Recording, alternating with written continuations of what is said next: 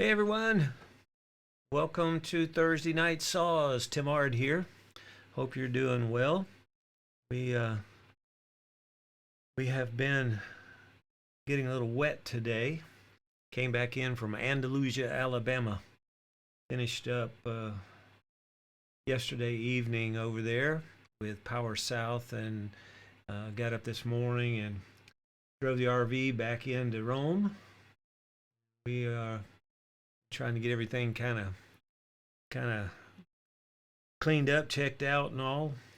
We've been on the road down there for 2 weeks, and I was down there the week before. Got get things cleaned up, and we're going to be heading to down to the Brooksville, Florida area first of the week. We're going to be down around, I guess it's Weeki Wachee. We'll be down working with Southwest Florida Water Management, doing some training. Have I think 2 refresher days and one group of new operators, and so we'll be down there. I guess Wednesday, Thursday, and Friday of next week, and then Saturday, if you are in the upper northern Florida area at all in Brooksville, we've worked with a large Husqvarna dealer there for years and years, Amsler Saw, and it's in Brooksville. We're going to be doing a morning demonstration on Saturday, and I guess that's the trying to think about what's the date on that. That would be Saturday the 18th. So we'll be there. I think it starts about 8 o'clock and goes till about noon, and they have a RSVP, or you need to call and make reservation because they always get lunch for everyone. But it's going to be held out, I think it's at Enon Baptist Church, and it's under their outside pavilion. It's always really good. So you can contact Amslers in Brooksville, and they can give you the information on it. But I had heard there's quite a number already signed up, so you might want to do that pretty quick. But anyway, we'll be there on that Saturday, and we're heading back home on probably Sunday the 19th or the 20th, and then we're going to be turning back around and driving to Orlando. We're going to be doing some sessions with Samaritan's Purse on their annual national meeting. So that's going to be, I think, 23rd, 24th, and 25th. And so that's going to be a fun time. All the different regional directors and a lot of the volunteers coming in will be doing 2 or 3 saw sessions, I think. Got some interesting little competition events we're going to be doing to go through the training outside, have a classroom portion, and then outside. So that's going to be quite interesting, I think.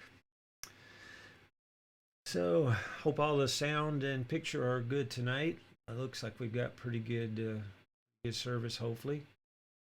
And we're going to be then after that we're going to be turning back around. We're going to be heading out to California, leaving on the 1st, and trip out. The first stop will be Gilroy, California. We'll be working at Mount Madonna, doing some training with the Santa Clara County employees. And then we're leaving there and going, I think, to San Luis Obispo, out there near Cal Poly University. Be working with the county employees there. And then we drive down to San Diego. Near San Diego, we're going to be at Julian at the a large Girl Scout camp that they have. It's a big wilderness camp that they have, and they have a full staff of maintenance folks that keep all the facilities going and keep the grounds cleaned up. And they've got a lot of acreage there. And so I did a class for them back a few years ago. They got some new folks, so they wanted to hold another one. So it's going to be a good time. Julian, California is absolutely gorgeous. And every time I think of it, we had done some things out there with the county years ago, and went back, did a thing at the Girl Scout camp after that, and then so it's a beautiful spot overlooking San Diego. It's cool. But that's the next 2 or 3 weeks worth. But I had an awesome 3 weeks down with Power South, and I'm about to upload another video be coming out that I did this week. And the third group, they went through the trees quick. We actually finished up a little bit early because weather was coming in there Thursday morning, so I wanted to kind of get finished up. But the guys did an awesome job taking down the trees. I had 10 guys this week, and I think the farthest tree off the target, we had a little competition going on. Farthest tree off the target, I think, was 3 feet. Everything was laid right down the side. And these are long, tall pine trees, not that big a diameter. They were ranging from about 12 to 15-inch DBH. But they were probably in the 85 to 90 foot tall range, and more or less power pole types. They had set up, and we had to here the whole past 3 weeks set up some poles and strung some guy wire through them. So we had some more or less, it was just a training line was set up that we could drop trees onto. Amazing how strong the line held up, because we put some pretty good hits onto it. The guys were then taking and bucking them down. So it's some good information if you don't ever want to get around power lines, dropping trees on power lines. But these guys are all linemen this week. They have to go in and cut these storm poles and trees off of the lines. And so there's a lot of good information there that we did. You can see in the video that also applies to trees that are hung in against other trees. So it's going to be pretty interesting for you, I think. And then we've got all the bucking and limbing that we did, some good pressure and bind situations, notches and hinges, loading some pretty high logs across a little washout area. And so I think you'd find it be pretty interesting. I'll be uploading that later tonight. Hey, John N., you're back again, and good to see you. Hope you're doing well. Thanks for the thumbs up on the sound in the picture. I was wondering if it came through good. My Skylink looks like it's really cooking tonight, so hopefully it's gonna keep up. So, but I put together a video this past week and put it up on use of rope, machine, and wedges. I don't know if you've seen it or not, but it's a video that I put up regarding the use of those.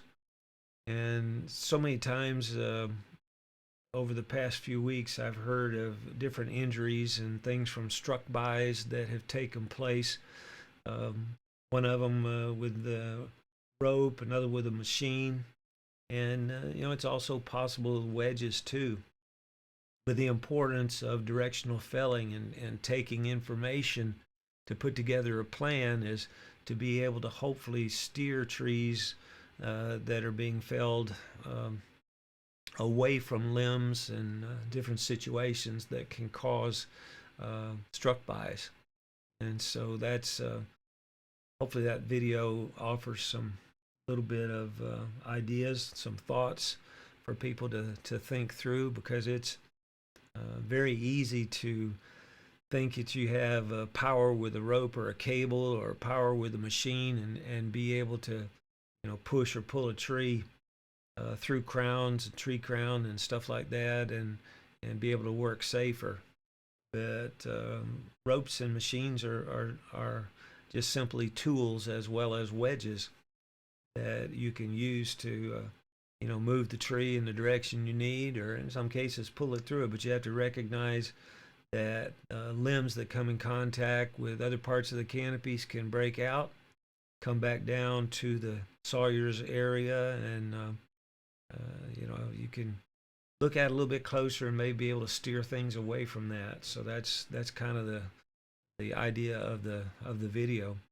And even with wedges, people don't think about it. They have a lot of lifting power, and so those things can be able to, if there's up against a limb or close to it, you drive the tree over with a wedge, then it can also apply pressure, break out limbs in the tops, and they come back down to the sawyer's area. So important to think through those. And I worked a good while on that video. I hope you find it good information, and I put some other video clippets that I got offline, and so hopefully it helps to illustrate all of that thing a little bit. Plus, towards the end of it, I talked about a study that I was part of with the Forest Service back years ago with Penn Peters.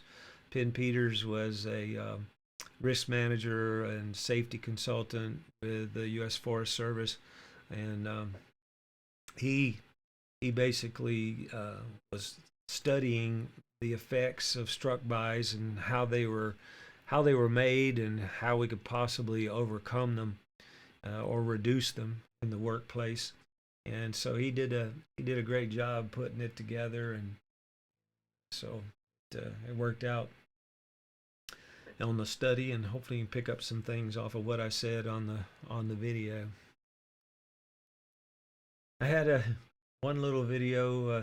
I got playing with some shorts this week also.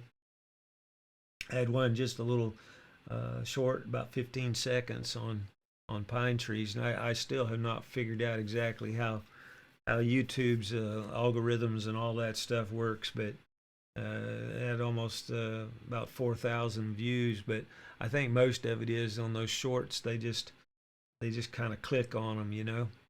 And so I don't think it did a whole lot of watching, but I guess they could in 15 seconds anyway. But I'm hoping that people will stick to the larger videos, longer videos also, because I think they offer a lot of information on chainsaw safety and some good techniques as far as felling and bucking and limbing, and hopefully that's something that people take the time to watch. A lot of good stuff out there, but then a lot of crazy stuff too, I guess. So what have you been cutting this week, John M? Anything interesting? Let me know here. Got several people viewed, but I don't see too many people online tonight. Always try to get back and get set up for this, because hopefully one day we see a few more people get involved, but not, the important ones are here, so that's kind of how I look at it.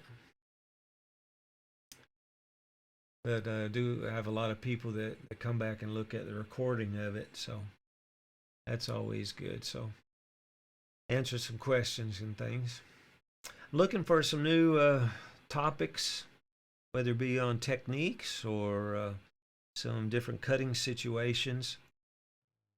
Making some more notes on some different things that people have asked me about, and I want to put together some more video content coming up over the next few weeks as we travel, and I hope to get some really good stuff from the West Coast. We're going to be cutting some or thinning out some eucalyptus trees in a redwood forest. The county has got an area that they're trying to reduce some fuel and reduce some burn potentials out there on Mount Madonna, and so we're going to be removing some eucalyptus trees, and those are usually pretty good size also. They have been in the past, and it's in an area, some not huge redwoods, but they're trying to get the redwood population back going again. And so it kind of overlooks, Mount Madonna kind of overlooks the Watsonville, California area. Beautiful area of the country, and kind of some steeper terrain. At the park there, we'll be working on some trails and cleaning out some of those eucalyptus. I'm sure they've got some dead wood and some blowdowns and things like that that we'll be working on. Been out there several times over the years. I don't know if you saw. Is one of the earlier videos I had on YouTube. It was back from, I guess, 97, something like 97, 98. I did videos out there for Elvex on some personal protective gear, and you can see the redwood trees there in that park, or some of them, some of the smaller ones anyway, in the park area. So, John, let's see what you're up to. 100+ foot black oak with a big spread. So you got that down? And 30-inch leaning over county road. It's 3 main leads. Had a wide canopy then, huh? One from track lift, 83 feet. You got an 83-foot lift on the track lift.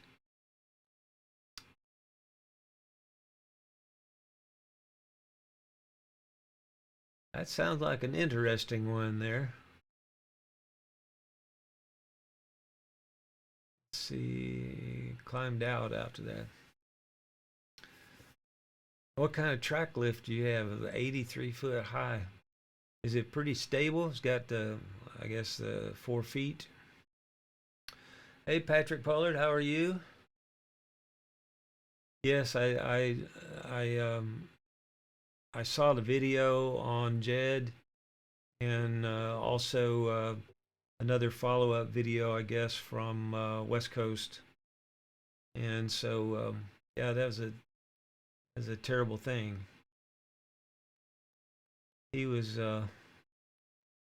pretty knowledgeable. I watched several videos that he had, and with looking at sitting there drawing a blank, guilty of treason, and so he was a good one.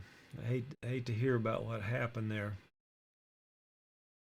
but it's very, very dangerous out there. No matter how well we plan, it's something that can change very, very quickly.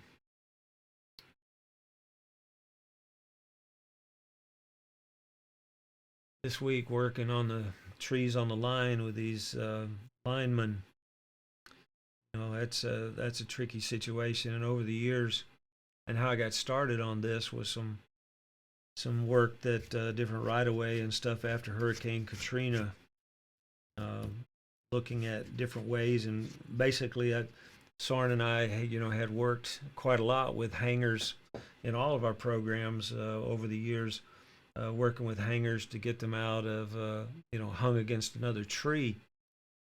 And so I had the opportunity, I think it was with First Electric Cities, had a line we could put trees on, and started messing with it. And the techniques that we used on the hangers, on the trees, worked very well on the lines, and even really work better. The lines make it simpler to be able to get them down. They hang a lot harder in crotches of the limbs and things on the trees that are in together than they do on the lines. The lines help roll them out, but you do have to make sure that you're in the right position. And the notches and hinges really work. Y'all can check out the video that I posted one last week on it, and then this one that I've got this week is really good because the weather was much better.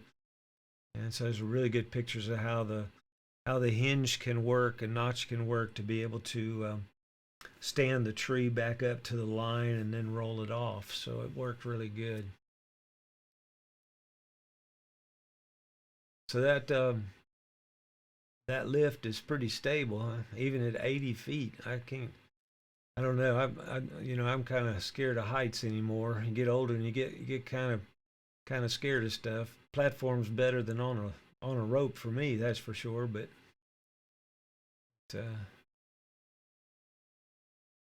you had to do a little work on it, huh?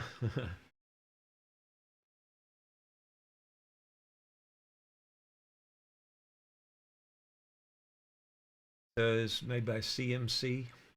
I'll have to check that out. Take a look at it. I know Cotton Top has one. I guess he's still got it. I hadn't seen him in it lately, but I think he's got one. I don't know exactly what brand his is either, but he works out of it a lot. Looks pretty steady, really.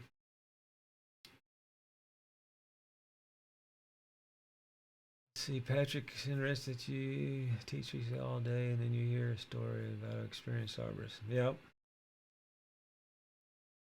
Yeah, that's something. It's um, a lot of training going on, but it's like I always said. An accident's an unplanned event, so it doesn't make any difference how well you plan or what it takes when you have something you miss or something kind of a fiber issue um, that you could not foresee. Then unplanned events take place. And sad part is with trees, it's heavy stuff. It doesn't take a whole lot.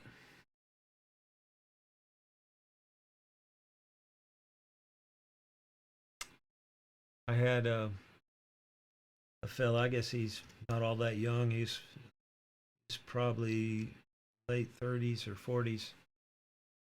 A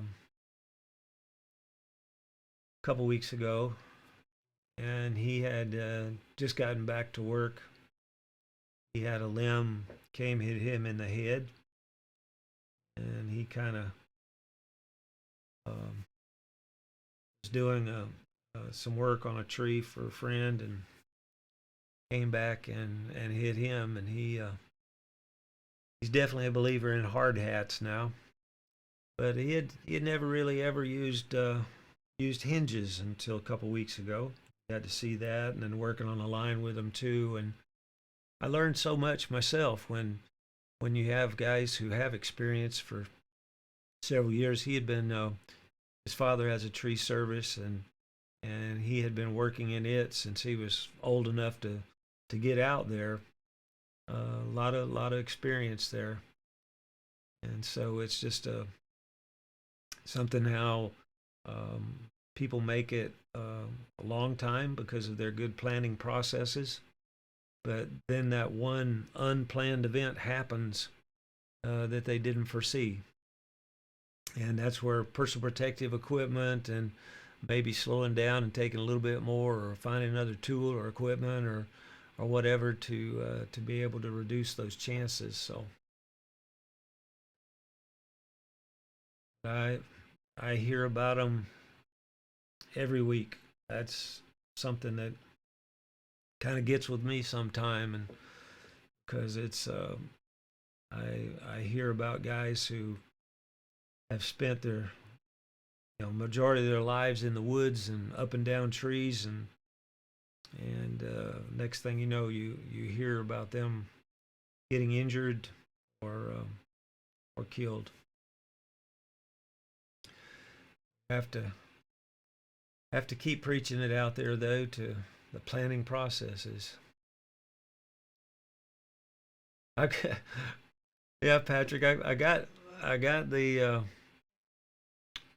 old saw cleaned up, and it's out there. And I started to just 3 or 4 weeks ago.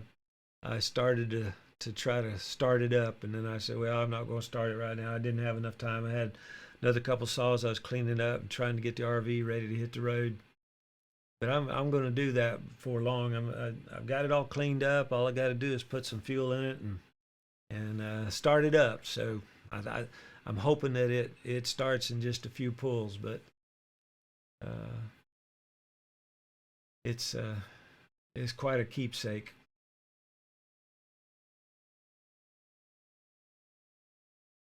Yeah, I was showing it to Robert Albritton, was over here. A lot of people know him as Jambo Man. He came over. I had some things out in the shop that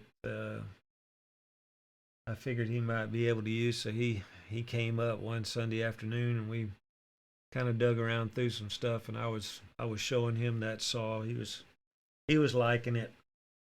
I had to kind of hide it a little bit. Hey, David Vossler, how are you? Kind of weird question. Cutting 10-inch ice blocks for Saranac Lake Carnival Ice Palace. What would be a good angle for sharpening? Um, I've been up there years ago. That's quite a festival. That was, I gosh, when was that? Sometime around probably 88 or 89, somewhere through there. I was there for that. It had taken place. There were still some structures out there and some carvings. Um, I tell you what I found, because I've done a few ice carvings, is about 10-degree top angle. I find that it still, it's kind of like a ripping chain as far as the top angle goes, and so less top angle, and it goes through the ice pretty good. And I used because what I had semi-skiff square ground, which is, it's about a 15 to 20-degree top angle. The wider you get 25 and 30-degree top angles, it tends to really chip the ice more, is what I found. But I don't know. I guess it's according to the ice also. I think ice is more different than wood is, from what I remember. But yeah, I've done several ice carvings over the years. But you might try that and see. You can always go back to a 25, 30 degree. But I found that full chisel worked best at a like a 10-degree top angle.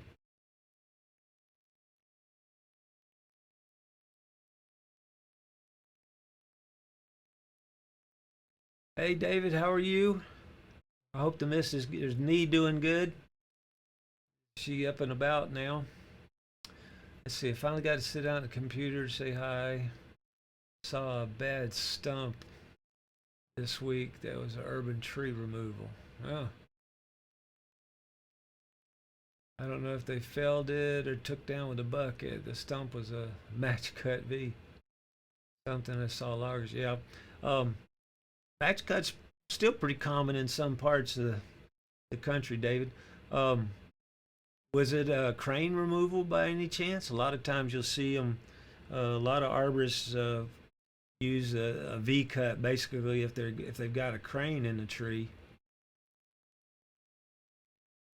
It kind of stabilizes, and they'll use just a standard V cut at it.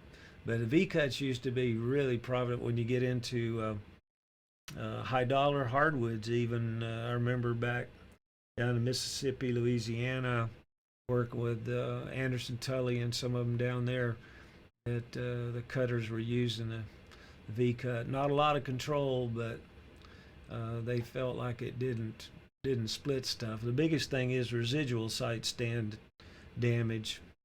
It's the same thing with spur cutting and stuff like that. You can leave the spurs and then kind of whittle on each one till you see which way the tree's going to fall, but it usually takes out a lot of smaller growth that could be something in a few years. But you know more about that than I do, David. Let's see here.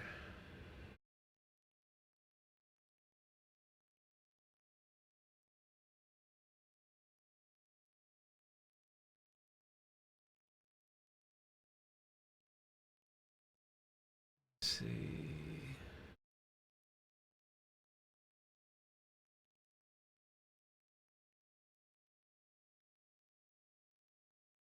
The butt jumps loose and can always be a surprise. Yeah. They use the V trying to stabilize it some if they've got the crane on it, but yeah, it's trying to fell with it. There's no direction, that's for sure. And you don't get any pulled fiber if you set the hinge up right. I always tell guys every class, they most have never seen a hinge, never really thought about the hinge. You cut it from the back. A lot of people leave a hinge, but they don't really think about the mechanics of it. And there has been hundreds to thousands of loggers killed over the years because people, they were told to take a hinge off, hold the fiber, can't leave any fiber on the stump, it's going to mess up a log.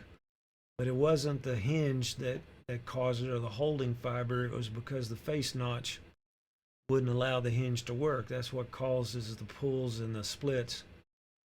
And the Humboldt takes care of a lot of that because you got the flat back cut. It comes in, and the hinge breaks from the back to the front, and it helps to lock on a little bit better.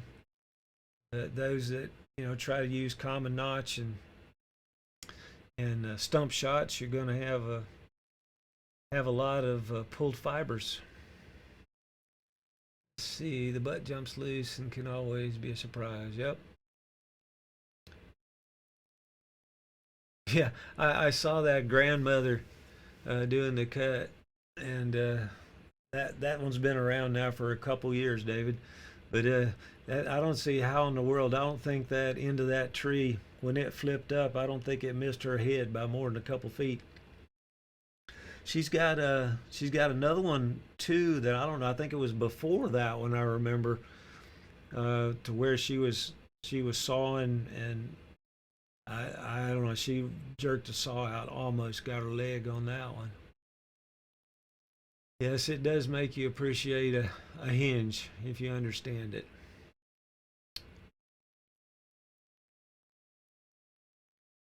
Yeah, John, that's why I'm saying that the V-cut is used quite a lot in crane and rigging work.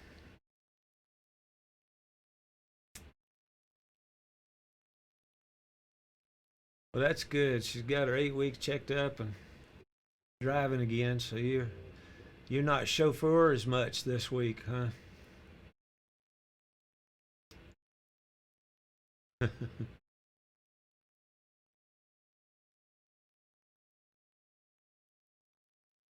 Let's see, Johnny. I jumped a chain on a Husqvarna 540 with a 32543 this week. It wrecked at least 5 drive links.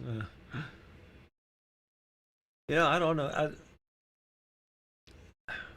I know that the material on the drive links, they've gotten a lot of improvement and stuff as far as hardness and wearability, and designs to handle the oil flow better. But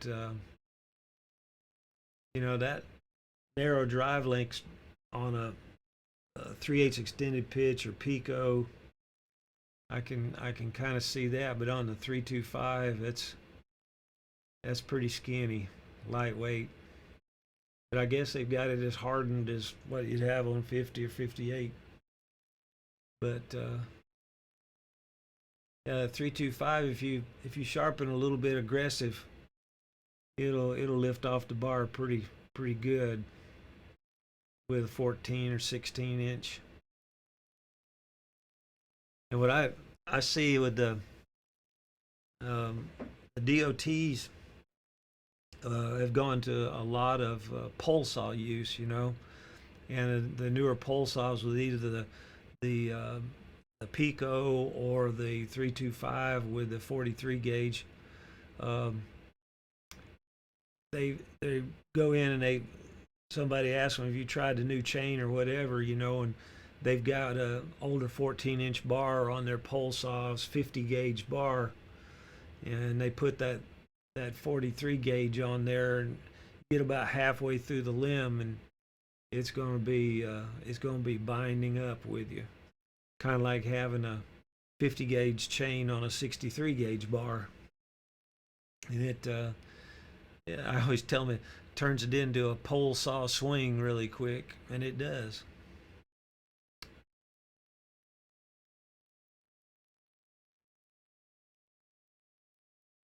So it messed the drive links up too bad to dress out. You had to get you a new chain. But the 325 on the 540 enters the bar pretty good. I was looking at one. It enters the tail section on the bar pretty good. Did it get loose with you or what, John? You just let it get a little loose and it jumped, or caught some fiber and jumped? But that, like I say, that the 325, because the tooth's a little taller, it a little bit low depth gauges or hook it a little bit, and it'll pull away from the bar pretty good.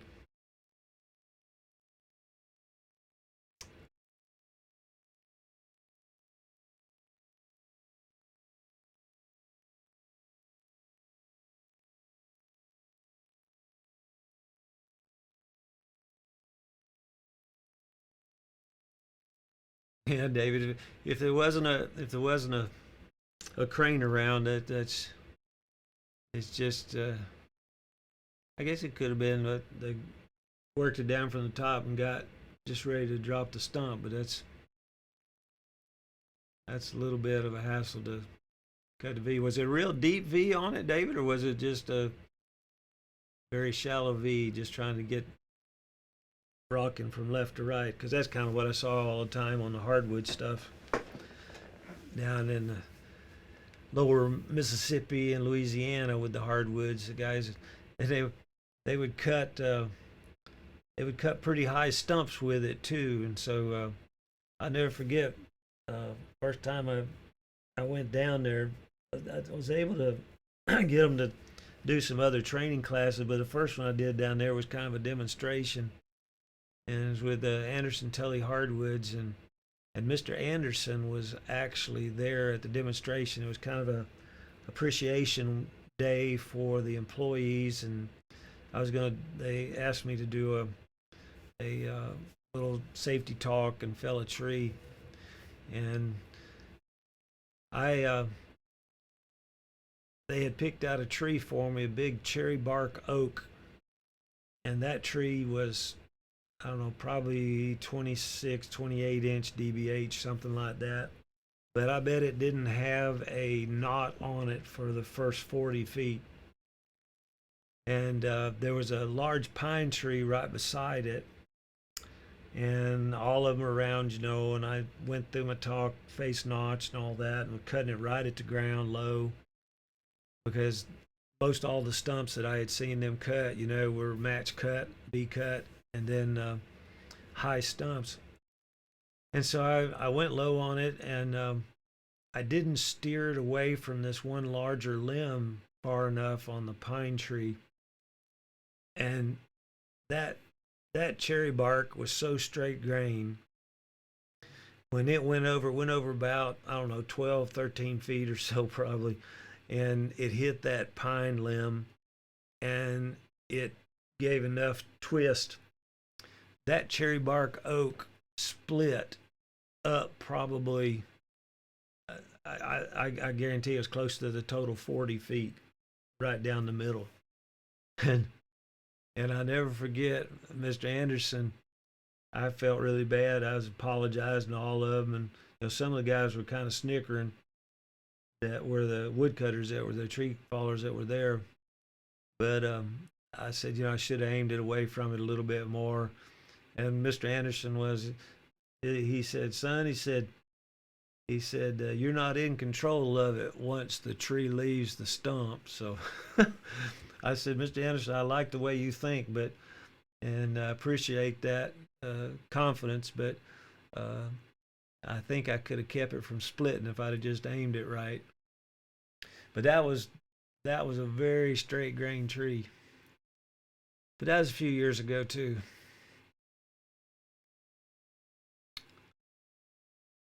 Patrick, the biggest tree that I've cut diameter wise was I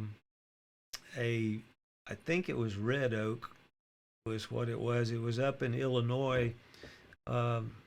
He was the chairman of the Illinois Hardwoods Association, I think, and they were having a meeting, kind of a get together, and I was asked to do a presentation there, and he had a large red oak to take down next to his shop. He had a nice wood shop there, and it was about 7.5 feet DBH, and it was pretty straight down to the roots. Didn't have a whole lot of root flare on it either, but 7.5 feet across, and it had I don't know, probably a 75-foot crown width, and it was a big tree. Leaning back towards his shop, and I wedged it back over the other direction. It went good, but it was a lot of work that day. But everybody liked it. It's a good demonstration. That's the biggest diameter that I've ever taken. But I have cut several redwood out in Watsonville, California area.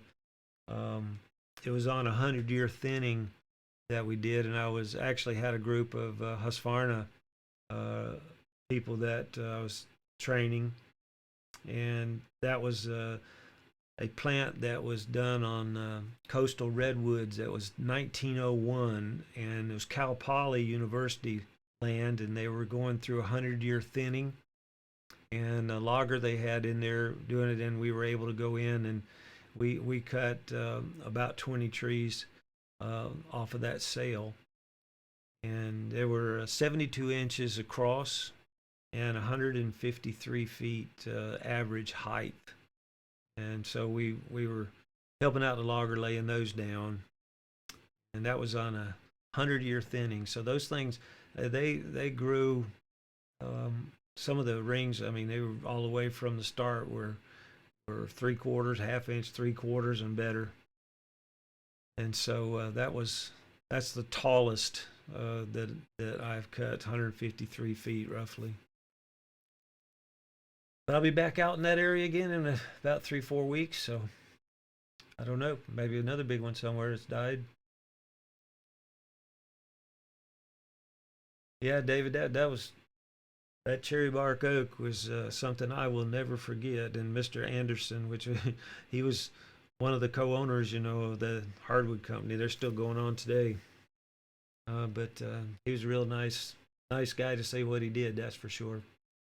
And I did get to go back and do some training with some of his people, because he could see the difference in the low stumps with the open face technique and low stumps, and because the guys were doing the V cuts and mismatch cuts, they called them, and they would be I don't know, probably anywhere from 2 to 2.5 feet of stump left there, and all they did was high dollar hardwoods they bought and exported.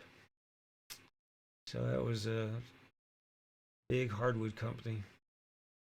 That was a beautiful cherry bark tree till I split it down the middle, and it was still usable. Even it would still go on the mill pretty well, I think, but wouldn't be a good turning log anymore. But it was still be okay for the lumber mill.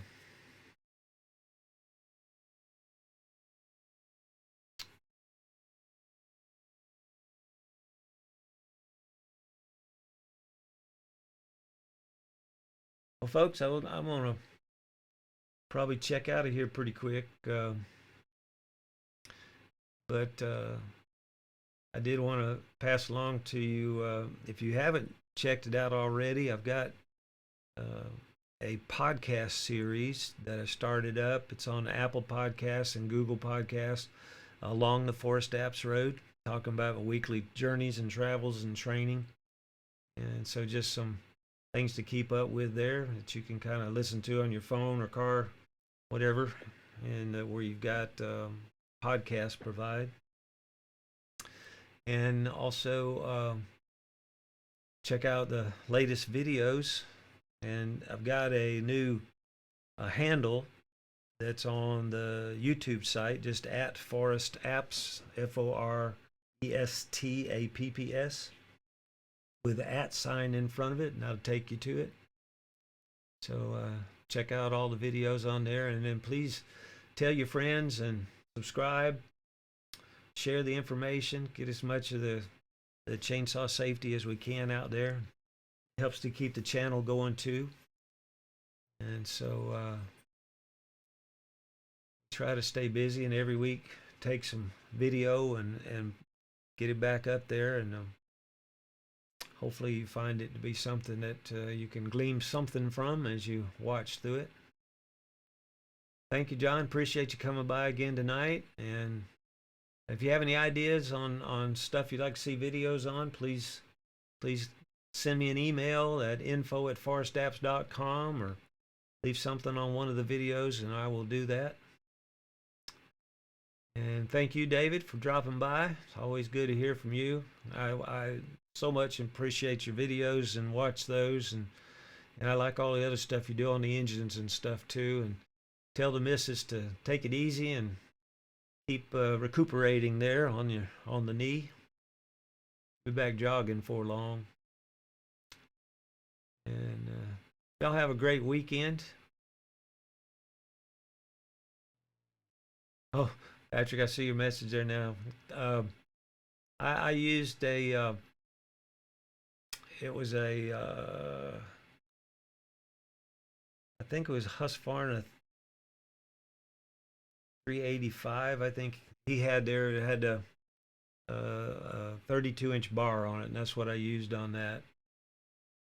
And it would reach three ways on that particular stump. Put the face notch on, bored through the middle, went left and right, then cut the bad side, the good side, then took off the back. And that's kind of what we did on the redwoods also. But those, I have to tell you about that, a different story. That was we looked like beavers on those. We had about a 28-inch bar on those. But anyway, we got them all down safely. So laying dominoes. All right, y'all. Well, thank you for dropping by, and let me know any ideas you have, and we'll catch you next time, next Thursday night for sure. And good sawing to you. See y'all. Hope to see you along the Forest Apps Road.